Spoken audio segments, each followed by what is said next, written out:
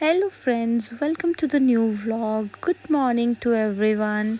तो आज मॉर्निंग की शुरुआत हो रही है आंगन का घास निकालने से। तो आप देख ही सकते हैं कि हम लोग आंगन का घास निकाल रहे हैं और काफ़ी मात्रा में यहाँ पे घास जो वो उग चुकी थी। तो जो जो जितना जितना हमसे निकला उसको हमने निकाल दिया। तो अब हम काम कर रहे हैं तो ईदा कैसे पीछे रह सकती है। तो उसने भी एक कपड़ा लिया और पता नहीं किसको ऐसे कपड़े धोते हुए देखा था तो बस लग गई धोने। तो देखिए कितनी काम करने वाली बच्ची हो गई है मेरी कितनी हेल्प करती होगी। आप इमेजिन कर ही सकते हो इसके काम देखकर। और जो देखती है वो एक ही बार में सीख लेती है, उसको दोबारा रिवाइज कराने की ज़रूरत ही नहीं पड़ती है। तो देख लिए मेरी बेटी ने कपड़े धो लिए, अब ये नहा धो के खुराफात करने के लिए रेडी है। ये देखिए आज बोल रही थी मुझे इस खिड़की पे ही चढ़ना है चाहे कुछ भी हो जाए। मैं इस स्टूल को कितना भी छुपा दे रही थी तो मान ही नहीं रही थी, ढूंढ के ही ले आ रही थी और मुझे डर ये लग रहा था कि गिर ना जाए। तो बस दोपहर का वक्त हो गया है और ईदा जी चली गई हैं अपने भैया को लाने के लिए स्कूल से। भैया आ गए स्कूल से। तो आप लोगों को जैसे पता ही है कि हमारे हिमाचल में चीनू की संक्रांत मनाते हैं। तो हमने उसकी संक्रांत को मनाने के लिए जो था वो दोपहर में थोड़े से पतोड़े बनाए थे और उसके बाद फिर हमने यमी यमी डिनर भी तैयार किया। जो लोग हिमाचल के हैं वो तो जानते हैं कि चीनू की संक्रांत क्यों मनाई जाती है। अच्छा, इसको हमीरपुर में सज्जी भी कहते हैं, सज्जा भी कहते हैं। तो हमारे कांगड़ा में तो इसको संक्रांत कहते हैं, चीनू की संक्रांत।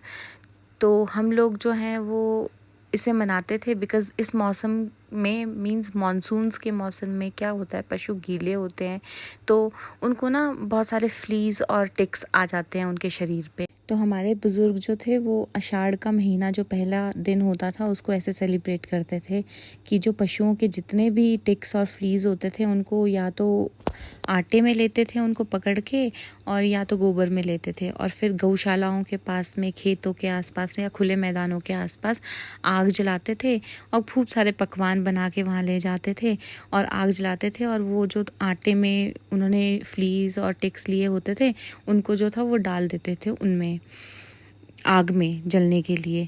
इस तरह से सेलिब्रेट करते थे कि वो मर जाएंगे और पशुओं के जो ऊपर हैं वो भी नहीं रहेंगे। मुझे इतना ही याद है बिकॉज़ हमारे टाइम में तो ऐसे ही होता था। हम छोटे छोटे होते थे सब लोगों ने गौएँ पाली होती थी, भैंसें पाली होती थी। तो मुझे बचपन की याद है कि ऐसा होता था। डू करेक्ट मी अगर मैं रॉन्ग हूँ इस मामले में तो, है ना। बिकॉज़ मैंने तो वही देखा। आजकल तो हम लोगों ने नहीं पाल रखा कुछ भी, फिर भी हम लोग जो है सेलिब्रेट इसको ऐसे करते हैं कि घर पे पूरी बना लेते हैं या डिशेस तैयार कर लेते हैं।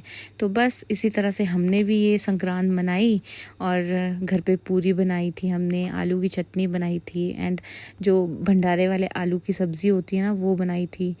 तो बस इसी तरह से हम लोगों ने डिनर प्रिपेयर किया और स्नैक्स में तो मैंने आपको बताया हमने पतोड़े बना के खाए थे चाय टाइम में। देखिए आज मेरी पूरियाँ कितनी अच्छे से फूल रही हैं, टच वुड, मतलब बहुत अच्छे से फूल गई थी और हम लोगों ने बहुत क्रिस्पी क्रिस्पी पूरियाँ खाई। तो आप मुझे ज़रूर बताइएगा कि आपके एरिया में जहाँ से आप मुझे देख रहे हैं तो ये संक्रांत कैसे सेलिब्रेट करते हैं। बिकॉज़ हर एरिया में अपने तरीके से हर फेस्टिवल को सेलिब्रेट किया जाता है।